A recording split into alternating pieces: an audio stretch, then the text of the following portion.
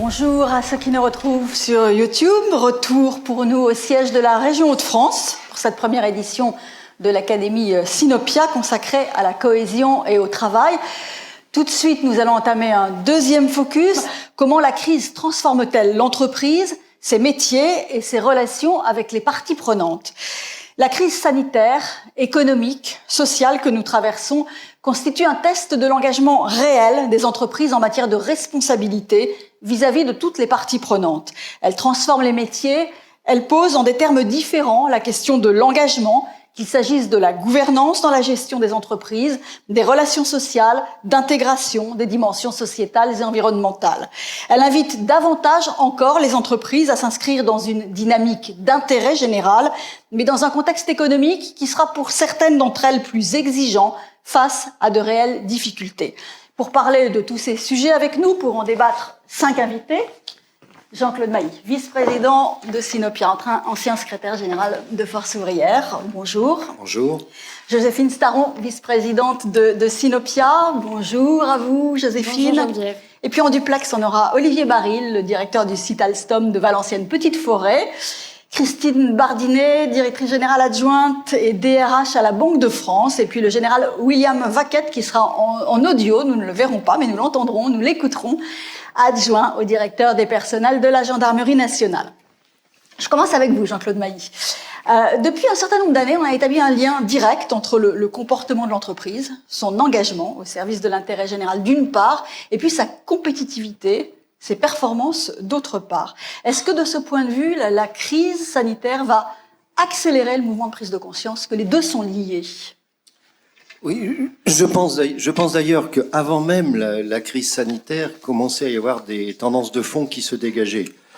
Pour aller vite, je dirais que l'époque Milton Friedman des années 70-80, avec mise en œuvre aux États-Unis avec Reagan, en Grande-Bretagne avec Margaret Thatcher, était en train de prendre l'eau d'une certaine manière, et qu'on était en train de retrouver à peu près un peu le keynésianisme version moderne.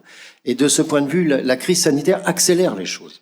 Et je pense que, y compris dans le monde capitaliste traditionnel, nombre d'entreprises sont en train de découvrir ou d'approfondir le fait qu'elles ne pouvaient plus se contenter d'un seul objectif, qui était la rentabilité financière, ou que cette rentabilité financière était aussi due aux relations qu'elles entretenaient avec ce qu'on appelle les parties prenantes de l'entreprise. Et je pense que cette tendance s'accélère, devrait s'accélérer en tous les cas avec la crise sanitaire.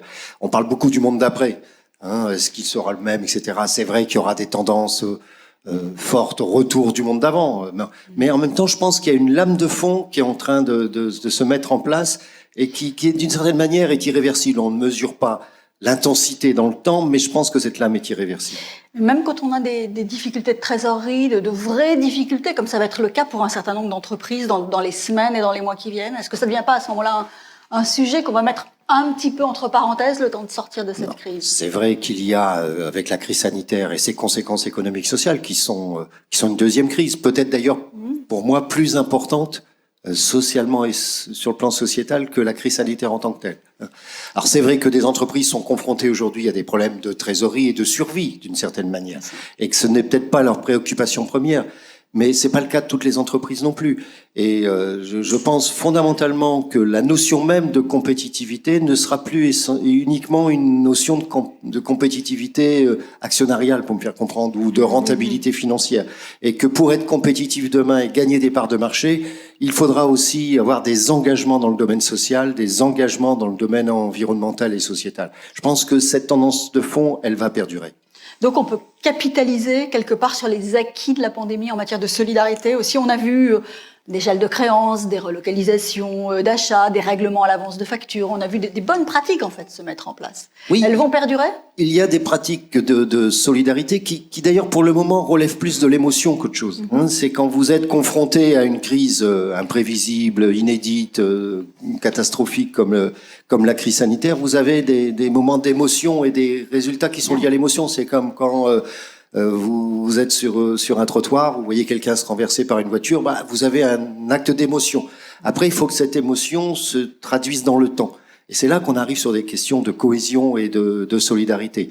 Et je pense effectivement que progressivement, ces notions de solidarité, de cohésion vont prendre de l'ampleur. Alors, vous avez travaillé dans le cadre de Sinopia sur la mise en place d'un indice de la performance responsable de l'entreprise. On va y revenir dans quelques instants plus longuement avec Joséphine Staron, qui est à vos côtés, qui a travaillé aussi sur cette question. Le monde d'après, c'est un monde de meilleur partage de la valeur? Oui, avec une notion assez large du partage de la valeur. Le partage de la valeur, ça n'est pas uniquement l'intéressement et la participation. Je pense que, conformément à ce que je viens de dire, que la notion même de demain, d'avenir de l'entreprise, de la compétitivité, quand je dis compétitivité, c'est la réussite de l'entreprise, c'est l'entreprise dans son écosystème. Ça veut dire l'entreprise en relation avec ses salariés, ses collaborateurs, bien entendu, mais avec les actionnaires dirigeants, avec les fournisseurs, avec les clients, avec les collectivités territoriales. C'est cet ensemble des parties prenantes, ce qu'on appelle les parties prenantes de l'entreprise, qui, selon moi, en tous les cas devrait, mais en tous les cas doit, selon moi, avoir de plus en plus de poids dans l'avenir. Mais je crois que Joséphine va nous expliquer ça. Joséphine va nous expliquer ça. La transformation, Joséphine, ça ne se décrète pas. Ça se mesure, d'où la mise en place par Sinopia de cet indice. Un mot du contexte dans lequel Sinopia l'a élaboré. Oui, merci Geneviève. Alors, effectivement, on est parti d'un constat avec Sinopia en tant que think tank, c'est que une rupture s'est faite entre le citoyen consommateur et le monde économique. On a réalisé un sondage avec l'IFOP en 2018 qui montre que 83% des Français estiment que les richesses produites par les entreprises sont réparties de manière inéquitable. Alors quand on a un chiffre aussi parlant que 83%, on sent qu'il y a un problème. Et il y a un problème de fond. Et puis, comme le disait Jean-Claude, on est dans une tendance globale et dans une tendance mondiale, finalement, vers un rôle de l'entreprise plus social, plus engagé, plus responsable. On le voit avec les objectifs de développement durable qui ouvrent la voie à une gouvernance plus éthique des entreprises et du monde économique en règle générale. Et puis également la réglementation en France, en Europe. On a la loi Pacte dernièrement qui a imposé de nouvelles règles de gouvernance aux entreprises, l'entreprise à mission, la raison d'être, tous ces éléments-là. Et puis on a la multiplication d'outils de mesure ou d'outils d'évaluation qui sont des labels notamment. Et on a beaucoup de labels nord-américains qui sont sur le marché européen et nous on propose un indice français mais surtout à vocation européenne dans un deuxième temps. Alors, vous avez déterminé 5 parties prenantes à l'entreprise de demain. Vous pouvez nous les lister et puis après, je reviendrai vers vous très rapidement, Jean-Claude, oui, sur bien ce sûr. point. Alors, il y a les parties prenantes qui sont évidentes. On a bien évidemment les collaborateurs, on a les dirigeants, actionnaires, dans le cas où les entreprises ont des actionnaires. Et puis, on a également les fournisseurs, les partenaires. La relation de l'entreprise avec ses fournisseurs est souvent négligée. Or, elle est quand même essentielle. Les fournisseurs font partie de l'écosystème de l'entreprise. Et puis, on a le citoyen consommateur ou le citoyen client, qui là encore est souvent négligé. Or, comme le disait Jean-Claude, aujourd'hui, c'est un atout concurrentiel très important pour les entreprises de prendre en compte les préférences, les évolutions des habitudes de consommation des citoyens. Et puis, on a une autre partie prenante qui est celle des populations, des territoires. Jean-Claude le disait, les collectivités territoriales. En fait, ce qu'on essaye de mesurer, c'est l'implantation d'une entreprise dans son territoire et l'impact qu'elle a, l'impact positif qu'elle a sur son territoire, sur les collectivités territoriales, sur l'emploi dans le territoire dans lequel elle est implantée. Jean-Claude Mailly, je vais vous demander concrètement et très rapidement, en une phrase, un exemple concret de transformation possible par rapport à ces 5 parties prenantes. Pour les fournisseurs, ça peut être quoi? Pour les fournisseurs, par exemple, il y a une dizaine d'années, il y a eu la catastrophe du Razaplana, qui est une entreprise de textile du Bangladesh qui travaille pour beaucoup de donneurs d'ordre occidentaux, français ou européens. Plus de 1000 morts. Ça a conduit beaucoup d'entreprises de la mode à dire ouais, on peut pas continuer comme ça, y compris en termes d'image. Moi, je suis pas quelqu'un qui est naïf et qui dit que les entreprises travaillent pour la philanthropie. Bon, ça a conduit à des changements dans le comportement. Ça veut dire quel type de relation un donneur d'ordre ou quelles sont les exigences d'un donneur d'ordre vis-à-vis de ses sous-traitants en termes de conditions de travail, de conditions de rémunération. Donc voilà, tout ça, ça doit être révisé. Mais ça, c'est ce qu'on appelle la chaîne de valeur de la production. Du donneur d'ordre jusqu'au dernier sous-traitant, s'intéresser à ça. Voilà, c'est un exemple concret sur les fournisseurs. Les collaborateurs? Les collaborateurs, c'est à la fois comment peut-on aller... On est dans un pays, la France, où le rapport de force, qui est éternel dans tous les pays, il existe en Allemagne, il existe partout. Mais la France, historiquement, est plutôt une conception du rapport de force qui est celle du conflit. Je pense qu'il faut passer progressivement d'une conception de rapport de force, passer du conflit à la co-construction. Voilà. On construit ensemble. Ça ne veut pas dire qu'on est d'accord sur tout, mais on construit ensemble, on se fixe des objectifs et on essaie de les atteindre. Voilà, ça passe par un vrai respect, une vraie confiance. Comme dit, la confiance, ça se gagne difficilement et ça se détruit effectivement très facilement, c'est évident. Mais ça passe par ça. Ça passe aussi par un plus grand actionnariat des salariés dans les entreprises. On remarque au niveau international que plus les salariés sont actionnaires, et pas à l'action bidon, plus les salariés sont actionnaires, plus l'ambiance est meilleure dans l'entreprise. Voilà, c'est des images et des réalisations concrètes. Les clients consommateurs. Les clients consommateurs, c'est par exemple travailler sur l'obsolescence programmée. Voilà, on le sait très bien que tout le monde est au courant que l'obsolescence programmée est quelque chose qui existe aujourd'hui. Comment on peut travailler, y compris pour résoudre ce problème? C'est un des exemples parmi d'autres. Les actionnaires. Les actionnaires, faut qu'ils apprennent également à ce qu'ils ne soient pas toujours prioritaires. Ils sont nécessaires pour l'investissement dans l'entreprise, mais c'est une des parties prenantes. Ils n'ont pas la priorité surtout. Ils sont pas sur l'autoroute avec priorité et les bretelles ne comptent pas. Voilà, donc c'est un élément parmi d'autres. Les territoires. Les territoires, c'est qu'une entreprise vit dans un environnement. L'entreprise, c'est pas l'État. L'État et les services publics ont leurs responsabilités. Mais une entreprise peut pas ne pas prendre en considération ce qui se passe autour d'elle, d'une certaine manière. On le voit, tenez, dans la région des Hauts-de-France, on voit aujourd'hui le dossier Bridgestone, par exemple, qui est un des dossiers d'actualité. Le fait que la région s'en occupe, fasse pression avec son président pour essayer de trouver une solution, voilà, ça fait partie de la responsabilité de l'entreprise et du rôle d'une collectivité territoriale sur l'activité économique. Joséphine, 24 indicateurs avec un objectif de lisibilité. Tout à fait.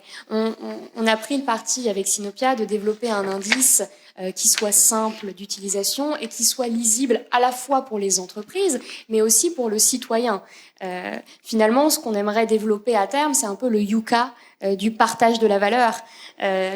Donc, 24 indicateurs à la fois quantitatifs et qualitatifs. Donc, on a des indicateurs matériels, immatériels, éthiques qui nous permettent d'englober l'ensemble de l'écosystème de l'entreprise et de ses relations avec toutes les parties prenantes, comme le rappelait Jean-Claude. Vous ciblez qui ? Alors, on cible toutes les entreprises puisque c'est un indice qui est adapté à toutes les tailles, à tous les secteurs d'entreprise. C'était une de nos priorités dès le départ. Donc, toutes les entreprises pourront essayer avec le même indice, quel que soit leur secteur, quelle que soit leur taille, de mesurer leur performance. Tout à fait. Et puis, à l'issue, c'est bien sûr l'attribution d'un label à la clé pour celles qui auront une bonne note suite à notre évaluation. Merci beaucoup, Joséphine Staron. Je reviens vers vous, Jean-Claude Mailly, un instant. La crise a obligé au sein de l'entreprise à des réflexes différents, une forme de confiance avec un recours démultiplié au télétravail. Il est rendu aussi possible par le numérique, l'émergence du numérique. Est-ce que le numérique transforme la gouvernance ? Oui, on voit à travers le dossier du télétravail, et je viens d'apprendre par exemple qu'il va y avoir un accord enfin au niveau interprofessionnel sur ces questions. Donc, les choses avancent, voilà, un accord majoritaire, donc c'est quelque chose d'important. Oui, ça modifie les choses, mais comment voulez-vous par exemple que le management de proximité, sa fonction est différente quand on travaille en présentiel ou quand on est dans une situation de télétravail. Donc oui, il y aura des modifications. C'est à la fois sur la façon de travailler, sur le rapport au travail, même si le télétravail à 100%, sauf cas particulier, c'est pas une solution. Le télétravail, c'est 2-3 jours maximum par semaine, parce qu'il faut maintenir ce qui a été dit ce matin, l'importance de l'équipe et du collectif. Didier disait ce matin, le collectif, c'est pas suffisant, c'est un travail d'équipe. Bon, il a raison sur ces questions-là. Et en même temps, c'est aussi savoir préparer les emplois et les métiers de demain. On sait qu'il va encore y avoir des reconversions. Gérer une entreprise comme gérer un État. Donc c'est l'importance aussi de former davantage, bien de entendu. La formation dans la gestion. Bien entendu, on peut pas. On a trop souvent ces dernières années, sous l'effet de la logique économique en œuvre, à gérer le court terme, le nez sur le guidon. Il faut savoir avoir une stratégie. Qui dit avoir une stratégie, ça veut dire sortir du court terme, avoir un cap. Et puis après, c'est comme quand vous faites du bateau. Enfin, j'en fais pas, mais je suppose que c'est comme ça. C'est vous avez un cap et après, en fonction du vent, vous adaptez le circuit.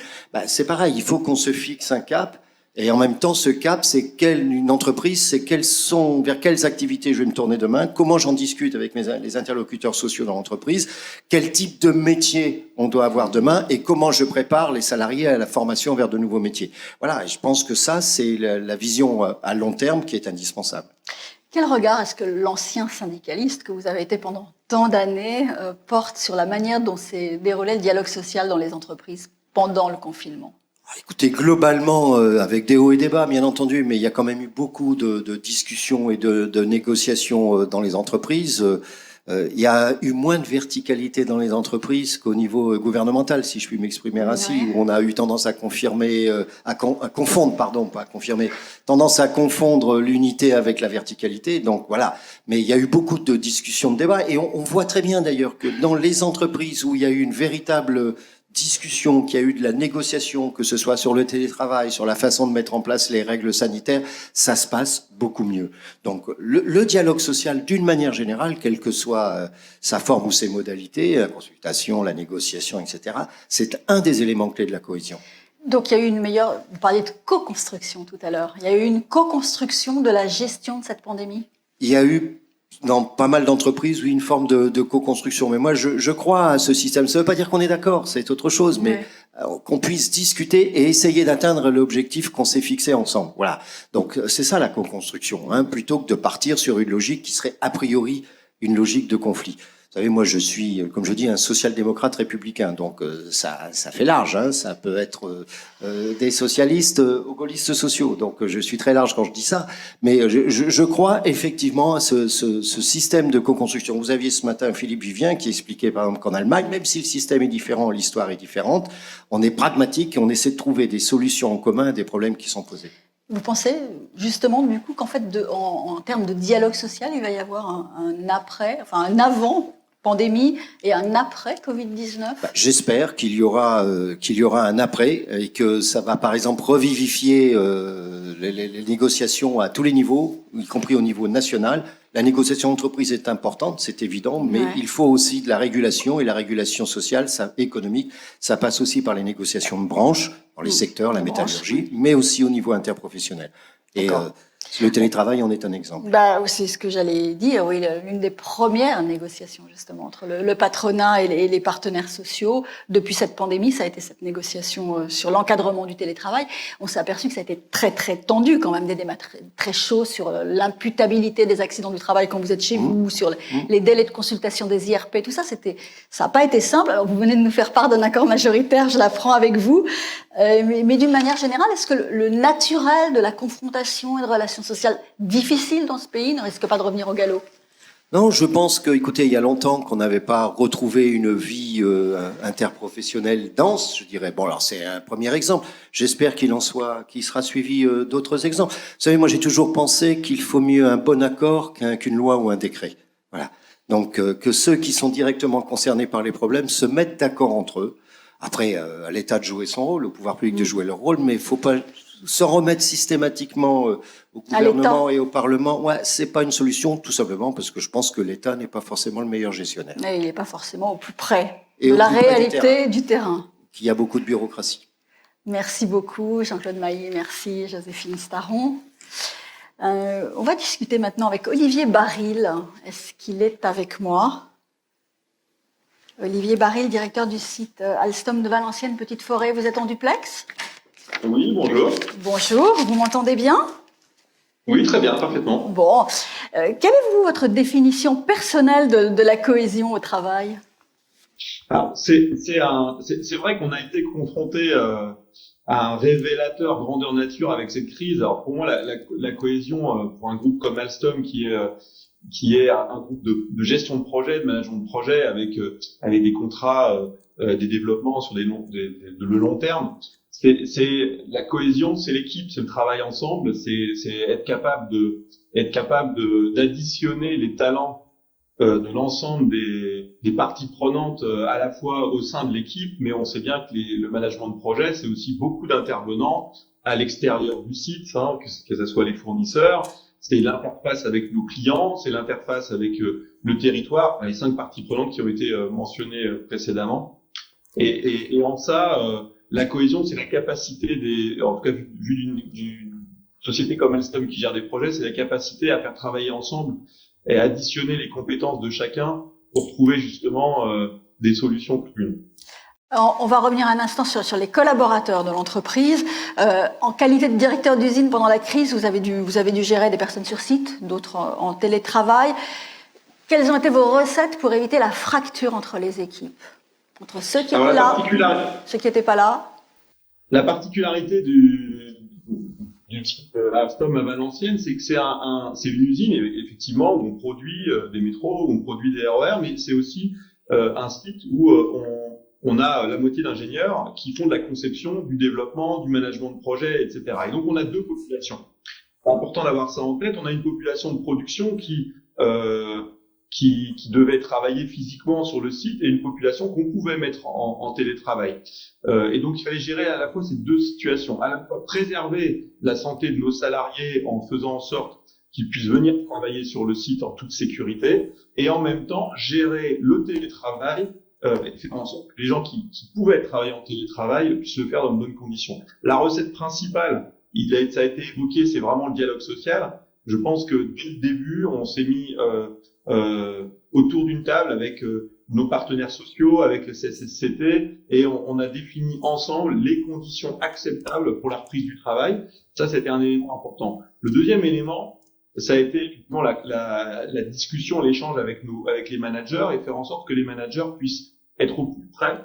Au plus près, ça pouvait être virtuellement, mais au plus près des différents salariés, c'est-à-dire en télétravail, être capable d'avoir des revues régulières, collectives ou individuelles, pour s'assurer que individuellement chacun puisse, on puisse s'assurer que chacun était en bonne santé physique et mentale, et que cette crise n'avait pas un impact trop important sur chaque individu. Alors, je reviens un instant aux partenaires sociaux. Il y a eu davantage de réunions avec eux. C'était quelle modalité d'information? C'était les mêmes mais surdémultipliées ou pas? C'est sûr, démultiplié, c'était quasiment tous les jours. C'est-à-dire que on a eu des échanges journaliers avec nos partenaires, notamment avec la CSSCT, pour définir jusque dans le moindre détail chaque protocole, chaque élément, l'essence de circulation, les quantités de masques, à quel endroit, le volume de gel hydroalcoolique, etc., etc. C'était vraiment tout a été discuté jusqu'à les coins fumeurs, à quel endroit, les distances, etc. Ça a été une discussion permanente. Et une fois c'était important, une fois qu'on a défini des conditions, un protocole, on l'a remis à jour au fur et à mesure. Pourquoi? Parce que on avait des éléments. La crise a évolué dans un sens, puis dans l'autre. On avait aussi des consignes gouvernementales qui pouvaient changer du fait de la crise et du fait de son évolution, ou du fait de tout un tas d'autres raisons, etc. Donc il a fallu s'adapter. On s'est adapté ensemble et on a fait des audits, c'est-à-dire ensemble, les managers et les partenaires sociaux sont allés vérifier la bonne application ou non de ce qu'on mettait en place pour pouvoir l'adapter. Et ça a été un élément fort. Et quand on réfléchit à ce qu'on pourra retirer de cette crise, on pourra vraiment en retirer que dans cette crise-là, à ce moment-là, on a travaillé ensemble comme jamais on l'a fait. Et c'est un élément hyper fondateur pour la suite sur d'autres thématiques. Oui, donc ça crée des pratiques différentes avec eux ou oui, pas? complètement. Oui, complètement. Depuis ce temps-là, on a recréé. Depuis ce temps-là, on essaie de conserver la même dynamique pour d'autres thématiques qui ont rien à voir avec cette crise sanitaire, pour justement assurer et améliorer encore et encore la performance en termes de sécurité sur le site. C'est un élément. C'est un des premiers changements qui, à mon avis, une des premières conséquences directes de cette crise-là. C'est pas la plus importante, mais c'en est une importante. Est-ce que vous avez été confronté à des refus de venir, des peurs? Et si c'est le cas, comment est-ce que vous avez géré ces situations? Alors, les deux premières semaines en mars, on a constaté chez certains de nos salariés une vraie peur dans le regard. C'est ce qui a fait qu'on a sur le terrain, on a agi vite et on a essayé en même temps d'agir. On s'est rendu compte qu'il y avait un vrai sujet. C'est-à-dire qu'au départ, notre premier réflexe, je veux dire en toute transparence, c'était de dire on va trouver des solutions pour perdre 0 heure de travail, on va faire travailler tout le monde, on va trouver des solutions. Et puis donc on a tout de suite enclenché un protocole, etc., pour perdre le moins d'activité possible. Et on s'est rendu compte que même les personnes, je dirais, les plus motivées, etc., avaient vraiment peur. Ils savaient pas, c'était le début de la crise, ils savaient pas comment ça allait se passer, ils avaient peur pour leur santé. Et là, on a arrêté l'usine. À ce moment-là, on a arrêté l'usine, on a dit, OK, on pose le crayon, on s'arrête 2 semaines et demie, ce qui est finalement à l'échelle était pas tant que ça, hein, quand on compare à d'autres sociétés. On a arrêté 2 semaines et demie, on s'est posé, on a échangé avec nos partenaires sociaux, avec les managers, avec les salariés, pour voir ce qu'il fallait faire. Et là, ça s'est fait correctement. Et on l'a bien vu d'ailleurs depuis ce temps-là. On n'a plus jamais revécu cette situation-là. On a des salariés qui sont plutôt en train de réclamer de venir travailler, alors qu'on a déployé le télétravail de manière très importante. On a plutôt l'effet inverse avec des salariés qui voudraient revenir plus souvent sur le site. On a vu la manière dont vous aviez géré la crise avec les partenaires sociaux, et que c'était en fait structurant pour la suite. Avec le reste des parties prenantes, est-ce que ça a aussi modifié les choses avec les collectivités territoriales, vos fournisseurs, vos clients? Alors avec les collectivités territoriales, c'était important. On a toujours des bonnes relations avec l'ensemble des acteurs locaux, avec la région. Notamment, un des points importants, on l'a vu ce matin en CSE, dans notre CSE, c'est que on a réussi à tenir notre budget, à dépasser même notre budget de formation. C'est juste, ça pourrait paraître anecdotique, et notamment grâce à des financements complémentaires qu'on a pu obtenir de la région. Ça veut dire que malgré la difficulté, malgré l'absence, malgré le télétravail, on a continué à former nos employés, on a continué à recruter, et on n'a même jamais autant embauché d'alternants. On parlait tout à l'heure du rôle sociétal des entreprises, etc. Effectivement, mon rôle aussi, on est dans une phase de croissance. On a continué à embaucher les alternants, jamais autant. On a continué à embaucher même pendant les pires moments de la crise. Et ça, c'était important pour le territoire, pour les employés. Avec les fournisseurs, les partenaires, on a essayé de s'arranger, on a essayé de s'organiser. Tout le monde n'a pas pu réagir de la même manière. Il y en a qui ont fermé plus longtemps que d'autres. On a essayé d'organiser au mieux.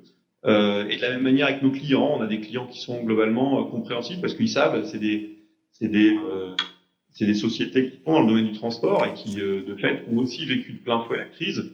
Et je pense qu'on a su aussi échanger avec eux, avec ces sociétés-là, nos difficultés, trouver des solutions ensemble. Merci beaucoup. Merci Olivier Baril d'avoir été en duplex avec nous. Je vais me tourner maintenant vers Christine Bardinet, directrice générale adjointe et DRH à la Banque de France. Vous êtes aussi en duplex avec nous. Vous m'entendez bien?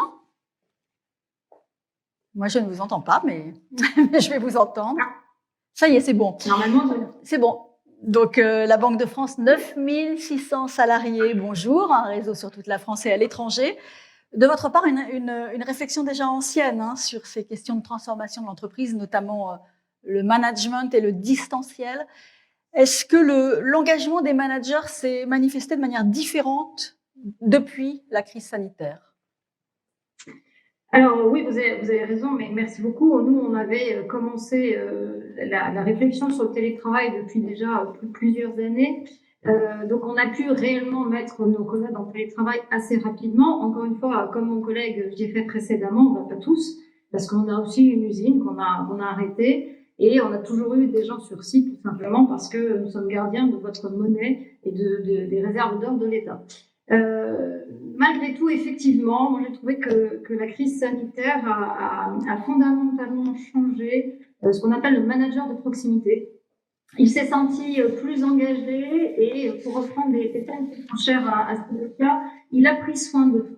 Il a vraiment eu ce sujet de à la fois prendre soin de ses livrables, de sa production et de ses équipes. Donc on a senti cet engagement très fort. Il a aussi acquis beaucoup plus d'autonomie parce que il a répondu plus vite, il a cherché. La hiérarchie, ça a été dit un peu par Jean-Claude Mailly, se soit un tout petit peu aplati pendant la crise sanitaire. Donc on a vraiment vu ça. Maintenant, la crainte, c'est le retour à la normale. Et on espère effectivement plutôt capitaliser sur ce qu'on a vécu là plutôt qu'un vrai retour à la normale. Donc oui, il y a un engagement très fort, clairement, des managers de proximité. Et est-ce qu'il a fallu un accompagnement de ces managers de proximité? Ou est-ce que cet engagement plus fort, il a été en quelque sorte naturel, un peu humain, comme l'expliquait Jean-Claude Mailly tout à l'heure, quand on voit quelqu'un traverser la rue et tomber, on le relève. Est-ce que ça a été ça, ou est-ce qu'il a fallu les accompagner? Alors, je dirais qu'il y a eu des deux, vous avez raison, hein, il y a un côté, je dirais, un peu bon sens. Hein, on est à de France, donc on est un service pour les publics et un service public.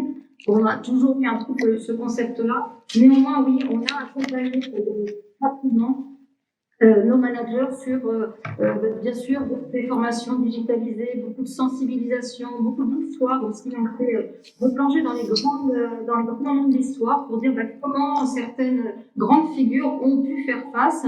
Et on a apporté beaucoup de soutien de la part du manager de très haut niveau pour dire on est là, voilà, on est à votre disposition de manière à vous accompagner. Mais c'est aussi beaucoup de bon sens et l'envie aussi d'aider ces équipes. On a vu beaucoup, et je pense que ça, c'est vraiment dans le sens qu'expliquait Joséphine tout à l'heure, on s'est bien rendu compte que nos salariés, c'était une grosse partie prenante, malgré tout, de ce qui fait l'engagement de l'entreprise en tant que tel. Le télétravail, c'est une forme d'intrusion. Hein. On l'a dit, on le redira quand même dans la vie des gens, dans la vie de tous les jours. Vous pénétrez dans leur univers, chez eux.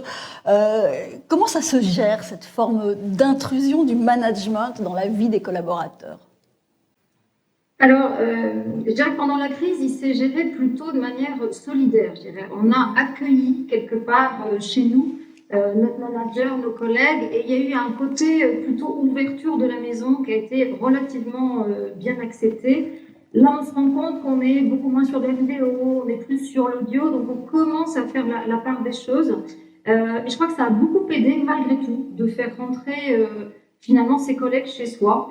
Et on a partagé un peu autre chose, ce qui fait qu'on s'est rendu plus solidaire clairement de l'action de travail qu'on avait précédemment. On commence à revenir un tout petit peu, non pas beaucoup, en arrière. Mais je crois que ce qui est important, c'était de rentrer en relation. Et cette rentrée en relation, elle s'est faite aussi en rentrant chez vous. C'était absolument pas une obligation, bien sûr. Hein, c'était laissé à la marge de chaque collaborateur. Mais beaucoup ont souhaité voir leurs collègues, y compris voir les enfants. On sait que le premier confinement a été marqué par le fait d'avoir à gérer ses enfants, son travail et sa famille. Et donc, ça a plutôt fluidifié les relations dans un premier temps. Là, on voit que ça commence à se rééquilibrer doucement. Ouais, quand vous dites on revient davantage à l'audio aujourd'hui, ça signifie que en fait, la gestion du premier et du deuxième confinement est différente et la manière dont c'est ressenti et dont les managers le gèrent est aussi différente. Alors oui, parce que déjà il est un peu moindre, hein, le second confinement. Et puis comme je disais Monsieur Paril, en fait nos collègues aimeraient rentrer. Hein, pour être tout à fait honnête. Ils aimeraient travailler en France parce qu'ils n'ont jamais pu retravailler 5 jours par semaine sur site. Donc, il est un peu différent. Et puis aussi, on a appris davantage à travailler complètement à distance. Donc, on sait, ne serait-ce qu'à l'intonation de voix, on reconnaît les attentions de chacun, les souffles. Donc, c'est un peu plus facile de le faire en bio. Maintenant, comme aussi Alstom, nous, on a beaucoup recruté, on a beaucoup donné la main aux écoles qui nous ont vraiment demandé d'être présents. Donc, on l'a fait pendant le confinement. C'est extrêmement difficile pour les jeunes et tous les nouveaux intégrants dans les entreprises. Ça, il faut quand même avouer que ce point-là est quand même encore difficile. La Banque de France, c'est un groupe public qui se targue de savoir réformer son casse, qui est attaché au dialogue social. Quels ont été les rapports avec les partenaires sociaux pendant toute cette période ? Alors, ils ont été beaucoup plus fréquents, de la même manière, pas forcément quotidien, mais au moins de toute façon hebdomadaire. Et nous avons joué clairement la transparence. On a commencé à co-construire, comme disait Jean-Christophe Meilly, sur le point de comment on va faire, qu'est-ce qu'on fait pour nos collaborateurs. Et ça a été vraiment on a tout posé sur la table avec eux. Je crois qu'on en est sorti grandi, vraiment, tous ensemble. Et on est en train, effectivement, de signer notre nouvel accord sur le télétravail. Et ça s'est vraiment très bien passé parce qu'on a fait cet effort ensemble. De pouvoir répondre à la fois au public d'abord, puisque notre rôle c'est à la fois de répondre aux citoyens français et européens et à nos salariés. Donc en fait, quand on co-construit quelque chose, même de manière un petit peu empirique, comme ça s'est produit pour vous, on peut ensuite espérer capitaliser dessus dans une relation plus fluide sur le long terme. Alors oui. Je peux résumer comme ça votre intervention en fait. Oui, je pense que, moi je le prends vraiment pour quand vous rentrez en relation, c'est vraiment beaucoup plus facile de construire après. Alors après, comme dit notre ancien collègue syndicaliste, on n'est pas toujours d'accord quand même, ça veut pas dire ça. Mais ça veut dire que le dialogue est souvent plus fluide. Et donc, de s'enrichir les uns et les autres sans être, sans avoir de rugosité. Donc ça a été vraiment une très belle expérience. On a eu un retour des syndicats qui était très positif, donc ne serait-ce que ça, je dirais, pour nous, c'est vraiment une avancée. C'était pas majeure. toujours le cas avant. C'était pas le cas avant. C'est moins le cas. Je dirais que là, ils ont vraiment fait attention parce qu'ils nous ont dit que vous avez entendu, vous avez pris soin d'eux. Enfin, voilà. Nous, notre vrai axe pendant le confinement, c'est qu'on a pris soin d'eux. Et je crois que ça a été sollicité aussi de la part des syndicats. Merci beaucoup. Merci Christine Bardinet. Excellente fin de journée. Général William Vaquette, adjoint au directeur des personnels de la Gendarmerie nationale. Est-ce que vous me voyez? Est-ce que je vous vois? Ou est-ce qu'on va être en audio? C'est la grande question. Je vous vois. Eh bien, moi aussi, je vous vois. Et je vous entends parfaitement. Eh bien, moi également. Alors, on est heureux de vous avoir et de vous voir. Vous avez été en charge de la conception du plan de transformation RH de la gendarmerie. La gendarmerie, je rappelle brièvement pour tous ceux qui nous regardent, c'est 3775 casernes réparties sur tout le territoire national, c'est ça? Je ne me trompe pas? Oui, c'est ça, c'est la particularité de la gendarmerie, qui est une force militaire, ce que j'appelle une jeune start-up qui a 8 siècles d'histoire, qui est adossée avant tout sur un maillage territorial, un statut militaire. Et en réalité, donc nous sommes 130 000 militaires, 30 000 réservistes, 100 000 actifs. Nous occupons donc 96% du territoire. Sur 3775 casernes, et nous avons 250 000 personnes en permanence dans nos casernes, c'est-à-dire 150 000 familles. Et ça, c'est important, ça change tout en matière de télétravail ou de travail à distance. C'est que pour nous, la crise sanitaire, quand on est sur son lieu de travail, on est aussi sur son lieu de vie, et quand on est sur son lieu de vie, on est sur son lieu de travail. Donc c'est vraiment une particularité, c'est notre système d'armes. Donc, effectivement, ce que vous dites, c'est que la caserne, c'est l'endroit où l'on vit et c'est l'endroit où l'on travaille. C'est ça j'ai bien compris ce que vous dites. Et de ce point de vue, la crise sanitaire et le télétravail ont finalement un impact moindre pour vous que pour le reste de la société, en termes de changement, de modalité de travail au quotidien. C'est exactement ça. Alors, sachant que pour l'activité opérationnelle, c'est-à-dire 95 000 militaires d'actifs, on ne peut pas se mettre en télétravail pour interpeller les malfaiteurs. Donc, la question du télétravail, c'est plutôt pour les gens qui sont dans des postes de soutien administratif. On n'a pas encore arrivé on n'est pas à la téléarrestation. Mais si vous voulez... Pardonnez-moi, en même temps, en période de confinement, il y a peut-être moins de malfaiteurs à arrêter. Ils sont chez eux. Et vous avez, alors je vais vous dire qu'au contraire, vous avez une cybercriminalité qui a explosé. Si vous regardez aujourd'hui vos boîtes mail, vous n'arrêtez pas de gagner des iPhone 12 par Lidl, sans citer de marque. Donc vous avez ce que j'appelle les nouveaux territoires du numérique, qui sont des zones de cybercriminalité, mais ces nouveaux territoires du numérique sont aussi des outils sur lesquels nous devons travailler pour interagir entre le gérant, le géré, entre le chef et son subordonné. Mais ce que je voudrais dire, c'est qu'avec la crise sanitaire et le télétravail ou le travail à distance, se pose la question du lien hiérarchique. C'est-à-dire, pour faire le lien avec ce qui a été dit jusqu'à présent, le lien hiérarchique, c'est avoir les salariés, les collaborateurs, les subordonnés sous la main et sous les yeux. Alors pour nous, avec notre système de caserne, on a toujours les gens sous la main et sous les yeux. Mais c'est un véritable enjeu parce que ça génère, et notamment en période de crise Covid, qu'il y a un effet loupe. C'est-à-dire qu'on a vraiment un effet loupe où ça met en avant ce qui est positif et ce qui est négatif. Ça met tout le monde à rude épreuve. Sachant qu'on a un contexte d'addition des menaces sanitaires, sociales, économiques, terroristes. Donc ça accentue, ça révèle les forces et les faiblesses des organisations, des moyens alloués, des femmes et des hommes. Et dans ce contexte, les collaborateurs, les subordonnés ont besoin d'avoir des chefs qui ne leur disent pas en avant, mais qui disent « suivez-moi » et qui soient bienveillants, empathiques et qui fassent confiance. C'est vraiment très important. Donc le lien hiérarchique est modifié dans une crise comme celle que l'on vit? Alors, pour les gens qui sont... alors moi, sans faire un mauvais jeu de mots, mais on sait, les gens se posent la question, travail à distance ou distance avec le travail? Ça, c'est une vraie question qui s'est posée. Et on s'interroge en se disant, mais... Et ça, c'est inhérent aux relations humaines. les gens aiment bien avoir sous la main les subordonnés, parce que si on les a plus sous la main et sous les yeux, qu'est-ce qu'ils font? Donc ça veut dire que ça redéfinit la relation, et il ne faut pas que les gens qui soient en travail à distance culpabilisent en se disant « je ne suis pas au bureau, je ne montre pas le maillot, donc je ne mouille pas le maillot ». Tu vois ce que je veux dire? Donc ça, c'est quelque chose de très important dans les relations. Et je reprends les termes de la question qui est posée sur le focus. Il y a 3 mots-clés qui en sortent. Comment la crise transforme-t-elle l'entreprise, ses métiers et ses relations avec ses parties prenantes? Donc là, on est vraiment sur le mot relation. Je voudrais dire également un mot sur le mot transformation. Parce que cette crise sanitaire, dans le contexte que je vous ai rappelé, est aussi dans un contexte de crise de confiance générale. Vous le voyez très bien au quotidien, parce que c'est compliqué de gérer cette crise avec les incertitudes d'un virus qui est malin, qui nous emmène à un endroit où on ne l'attend pas. Eh bien, le mot transformation a tout son sens. C'est le principe de la continuité des services publics où on doit s'adapter en permanence. Et là, je vais citer un de mes camarades qui s'appelle Christophe Jacot, qui est le chef du service de la transformation de la gendarmerie, et qui me dit toujours, tu sais William, transformer, c'est s'adapter en permanence de manière dynamique à l'environnement. Et je crois qu'aujourd'hui, l'environnement, avec toutes ces menaces et l'environnement sanitaire, a redéfini un certain nombre de choses.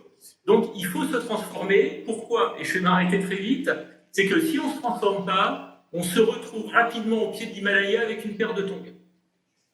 Donc, une exigence de transformation permanente en raison du contexte qui est très mouvant. C'est exactement ça. C'est exactement ça. On est en transformation permanente. On ne peut pas rester dans ce cadre, c'est impossible. En fonction aussi des nouveaux enjeux dont vous parliez tout à l'heure, vous avez rapidement évoqué, on peut y revenir un instant si vous le voulez bien, l'explosion de la cyberdélinquance. Est-ce que ça génère de nouveaux enjeux en termes de métiers pour vous, d'évolution des métiers, en termes d'employabilité de vos salariés, en termes de compétences, en termes de formation? C'est exactement ça. Donc c'est vraiment le deuxième mot-clé qui ressort de la question du focus sur lequel j'ai été invité. C'est derrière ce mot valise des métiers se cache de l'employabilité et des compétences. C'est-à-dire, moi gestionnaire RH, c'est la mère des batailles. Car les métiers évoluent à la vitesse grand V, plus personne ne peut vivre sur ses acquis sans se remettre en permanence en question, par des efforts de formation, de réussite en l'emploi et d'acceptation des contraintes. Et là, avec la crise sanitaire, l'homo numericus s'en sort le mieux, car ce sont les outils et les process de nouvelle proximité numérique versus l'initiation sociale qui sortent en grand vainqueur de la crise. Et c'est la raison pour laquelle nous sommes engagés en gendarmerie dans un recrutement de nouveaux soft skills, en France pour des compétences générales, c'est-à-dire celles qui ne s'apprennent pas à l'école. Donc on recherche dans les concours des profils des candidats à partir d'épreuves numériques basées sur les neurosciences. On a déjà multiplié par 3 les enseignements numériques en école de formation initiale. On s'est abonné à l'Open Classroom de l'Institut Montaigne pour acculturer nos 130 000 militaires. Donc il y a vraiment un enjeu des compétences. Et vous allez toujours entendre un autre mot valise qui s'appelle GPEC. Et dans le GPEC, il y a une seule lettre qui compte, c'est le C.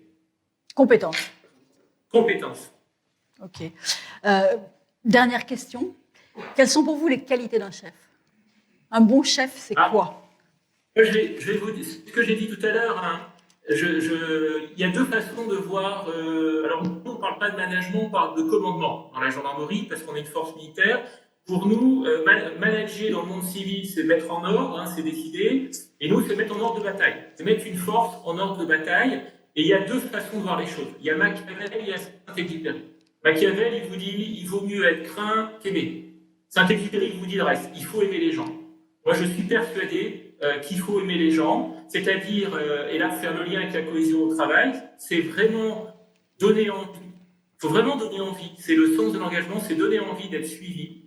Il faut exercer un leadership naturel, c'est se sentir bien ensemble, il faut créer un climat de confiance, empathique, d'écoute bienveillante. C'est-à-dire qu'on travaille ensemble et, vous savez, on dit souvent, seul on va vite, ensemble on va plus loin, et je crois vraiment qu'ensemble on va plus loin. Merci, Général Vaquette. Nous allons faire une courte pause et on va se retrouver dans un quart d'heure à 15h30.